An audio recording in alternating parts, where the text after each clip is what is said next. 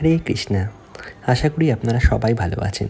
সেদিনই মন্দির থেকে আসার সময়, কাছ থেকে আসার সময় কিন্তু আমি ভগবানের জন্য প্রচুর গোলাপ নিয়ে এসেছিলাম এবং গোলাপের স্টাইলগুলো দেখলে বুঝতে পারবেন একটু অন্যরকমভাবে আমি সোনাকে সাজিয়েছি। একটু গোলাপের মুকুট পরিয়েছি, গোলাপের পাগড়ি পরিয়েছি, গোলাপের বরসাত করেছিলাম সেদিন। গোলাপ হাতে দিয়ে ভগবানকে সুন্দর একটা লুকস করার চেষ্টা করেছিলাম। এটা আমার কাছে ভালো লাগে এবং সত্যিই বলছি এটা আমার মন থেকে আমি ভালোবাসি বলেই এটা করি এবং অনেকে দেখতে চান বা বলেও কিন্তু আমি দেখানোর চেষ্টা করি এবং দেখাতে চান বা দেখাই বলে অনেকে নেগেটিভ কমেন্টসও করেন।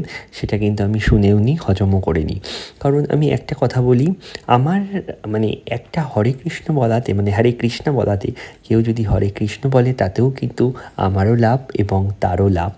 এবং তাই বলি যে আমার নেগেটিভ আমার অবশ্যই আপনারা ভালো চান বলে আপনারা অনেক কৃপালু, অনেক ভালো মানুষ বলেই আমার প্রতি মুহূর্ত ভুল ধরেন এবং এইভাবেই ভুল ধরুন, এইভাবেই আমাকে সঠিক পথে নিয়ে আসুন আপনারা।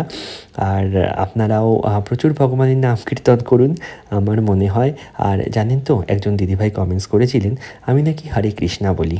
আর যাই হোক, কারণ আমি যেহেতু ইস্কনকে বিলিভ করি, ইস্কনটা পুরোটাই কিন্তু ফরেনারদের দখলে, আর তারা কিন্তু সবাই কিন্তু হরে কৃষ্ণাই বলে, তাই আমি হরে কৃষ্ণ বলি, আর কিছু না। টাটা।